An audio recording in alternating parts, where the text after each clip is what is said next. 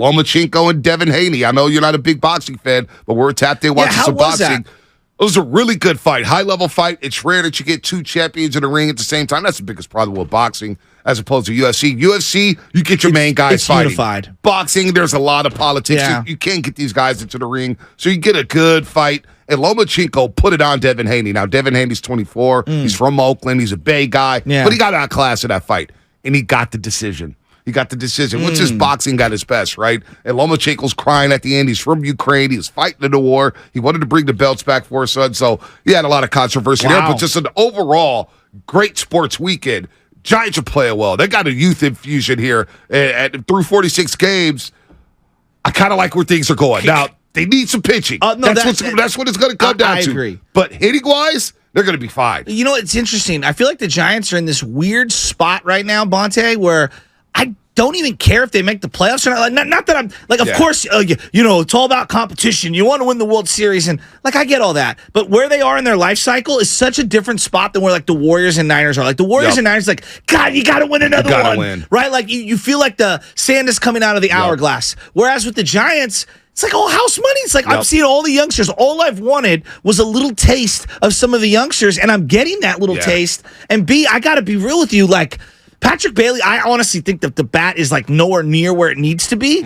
The fact that they're playing him and that all their guys in AAA and AA are starting to ball out simultaneously, something about bringing Casey Schmitt up, it like breathed life into the organization. You know, you made the point, and it's so true about Brandon Crawford. His bat stunk when he first came up. So bad. He's a defensive specialist. Yes. Bochy said, you know what? I know you can't hit right now. You're going to bat eighth. Yes. You're not going to have a lot of pressure on you. It's just bad at the bottom. Now, he came through in some playoff games. He no did. doubt about that. Very 2012, very clutch. Wild card game at Pittsburgh, the Grand Slam. So he got better as he progressed. Same thing with Patrick Bailey. You got him up. He looks like a big league catcher. Defensively, he's their best guy. Defensively, he looks light years better than Joey Bart. Or Saber. Or whoever's out behind the dish. I know they've had like 15 million catchers. Yes. But he looks like, okay, he can handle the backstop. Yeah. Logan Webb speaking about him saying, I love pitching to him. I love throwing to him.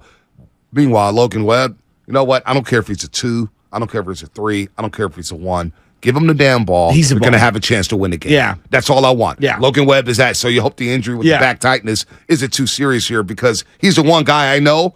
I give him the ball, you're getting 6 innings. But Patrick Bailey, looking at him over the weekend saying, wow, all right, I could get up for this. Feel me? I could get up for this. And you sweep the Phillies, and you're playing the Marlins. You win 2 out of 3. The Marlins are scrappy. That's a tough little baseball team. That guy that they got in the Minnesota Twins trade. Oh, Arise? Wow. How did they get him? Like, First he off, was a rookie of the year. Kruko was talking about him, and he said Tony Gwynn early on. And I'm like, I don't know, Kruko. You see the comparisons? Yeah, but then they showed the side-by-side, and then I watched him hit for 3 days, and I said, oh, he is the closest I've seen to Tony Gwynn in terms of back control, going the other way, hitting the gaps. Bonte, he looks like he's going to be a 15-year batting champ. Yeah, no, he won the batting championship last year, and Minnesota just trades him out of nowhere in the offseason. They traded him away, and I was thinking, damn, he batted .316 last year. He only hit 8 home runs, but he's not a power guy. But he puts the ball hitter in play. Yeah. He makes things happen on the base paths. He had a hit, what was it, Saturday through a hole? I was like, how did he get it through there to right field? Like a tennis racket. Yeah. Like he's swinging a tennis racket. It was unbelievable. Like he's a baller. They've got some players here, but the Giants turn their things around. We got that going on here. How do you feel about Farhan and Gabe Kapler through 46 games? I'm going to be honest with you. Like,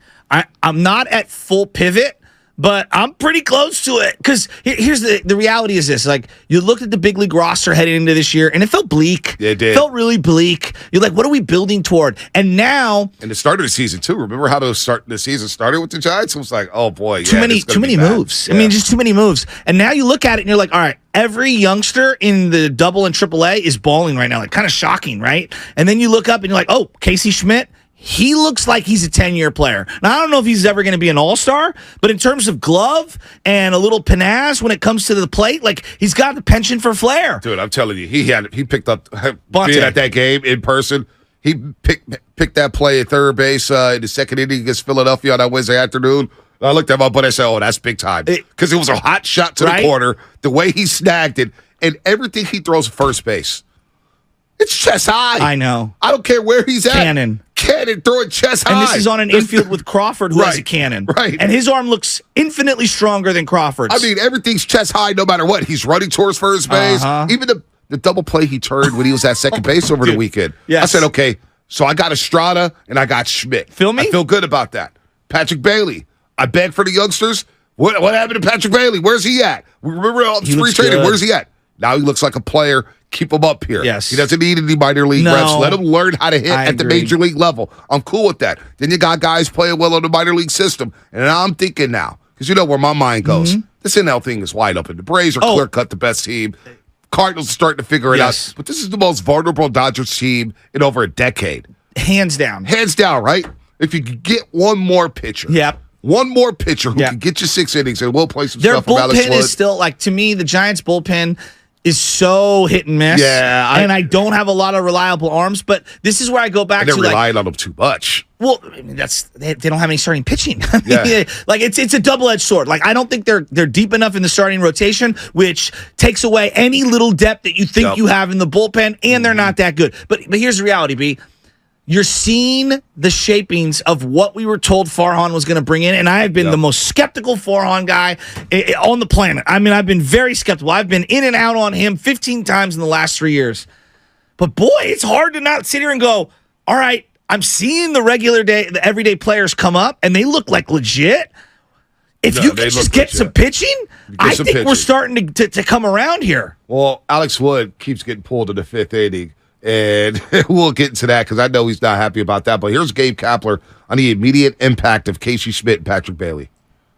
I think you always have to expect that young players are going to have some ups and downs and some struggles. It's always nice when they have the ups first because it kind of sets the tone and brings a lot of energy to the ballpark. But they're not going to be without their bumps and bruises along the way. If you ask me if I'm surprised, I'd probably say no. And mainly because of the pedigree, right? Both of these guys are first-round picks with great athleticism, tested power, good skills, and equipped to do what they've done so far. And here's what Kapler said about bringing up defensive-minded prospects. I think it's an adjustment that we've made as a group. We've recognized that one of the strengths of our team is our starting pitching, to some degree or another our bullpen, which is what we expect. With that, I think it's important to protect those pitchers. We all think it's important to protect those pitchers. We've seen the appreciation from our pitchers when we make plays behind them.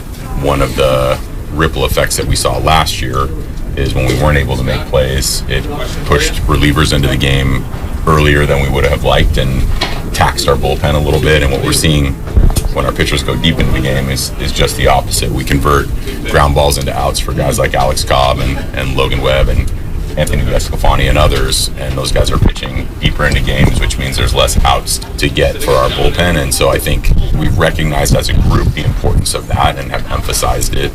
Oh, that good old ambient sound, the wind blowing there as Kapler talks. That's from Sam Lupman, producer extraordinaire, going out there all weekend long, grabbing sound at the park, Oracle Park. And that's what you got to do real quick. Not to get on my soapbox here, but if you're a young producer out there working in radio or television, and you have access to big league clubs like the Giants, like the Warriors, like the Niners, whatever, take advantage of using your credential, young journalists.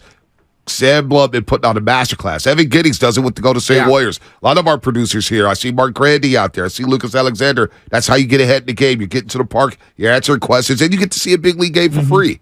You know, some of the sound that you heard there from Gabe Kapler, I think this is important to bring up here. Last year, I thought it was one of the worst defensive teams that I've seen in Giants history. You could make the argument it was the worst base running team of my lifetime, and I would totally listen to that argument. The base running is improved, although it's not great. It's improved. To me, defensively is where they made their most strides.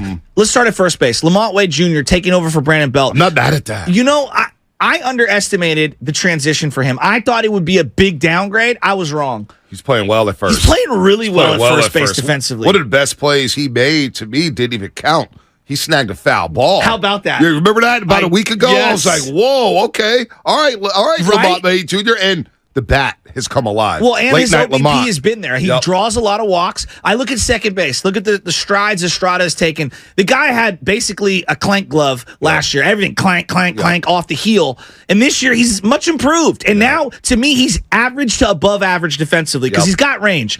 Shortstop, Crawford, Schmitt, they've been good there. Like, Crawford's not as good as he was a couple years ago. Breath of fresh air. Yeah, I agree. Third base, you lose Longoria. I'm sorry. I thought you'd take a step back.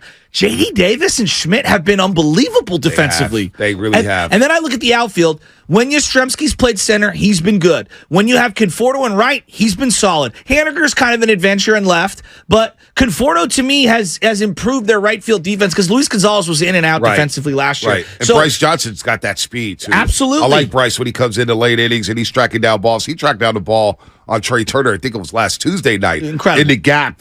Usually that's triple, and he just ran it down like it was nothing. So I like Bryce Johnson out there at center. The number one area, just watching this team day in, day out, defensively at catcher, it's been an adventure. Yep. Blake Sable's not a catcher. They're trying to convert him into one. Joey Bart, I thought his glove was better. I don't know. What do you do with Joey Bart now? B. Do you just cut bait now? No, I mean, I don't mean to call him that, cut bait, but I like Bart. But it's just not working out. No, I agree. That feels like one where it's like a James Wiseman type of deal. With Patrick Bailey now coming up, he's going to get most of the reps. Do you want him as a backup? Well, this is what I do. I keep him around for the time being, and he's a backup catcher, and then give him some spot starts at first base. Yeah. Like, to me, like Wilmer Flores, love Wilmer, but... Do you look to move him? Well, is that a guy you look to move? Because now... With the league, you look at the Braves, you look at the Cardinals, you look at the Dodgers, the Padres. It's a young man's league. It's a young man's league, but the Padres are a mess. The Diamondbacks are playing well. Pittsburgh, how long will they last? Yeah. The Mets are down right now. I'm rooting for Pittsburgh. Right, I am too. I like their team a lot. Again, the Giants are one or two starting pitchers away from being in a lot of games, and you can not rely on that. As Gabe Kapler said, we don't need the bullpen to get 12 outs a game. You only want this bullpen getting 6 to 9 outs max. Agreed. I think they're in a good spot. And again, this is going to sound counterintuitive, but I truly believe you could flip a Michael Conforto at the deadline and still compete for that last wild card spot. I think you can move some of these older pieces. But I don't know if I flip him.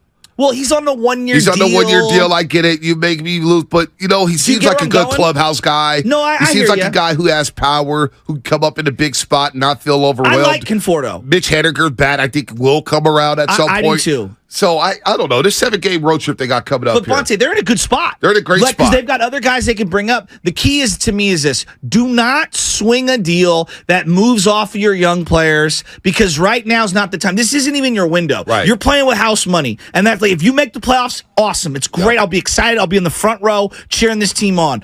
But, the worst thing you could do is sacrifice some of your future for the present because this isn't even the version of your team that I believe to be your best. Right. 7-game road trip coming up for the Giants. At Minnesota for 3. We get to go see Carlos Correa and the Twins. They are in first place. But Carlos Correa is struggling. I wasn't mad at I know. You were I was mad at the process of how they reneged on the deal. But signing Correa, I was kind of lukewarm on it. Just because, I don't know, man. I just didn't think they needed it. It was like, all right, you missed out on Judge. Now we're going to go spend on Correa. I don't know if that deal ages well. But then you got 4 in Milwaukee, which is going to be a big series. And the Giants have had some big series there in Milwaukee the past few years.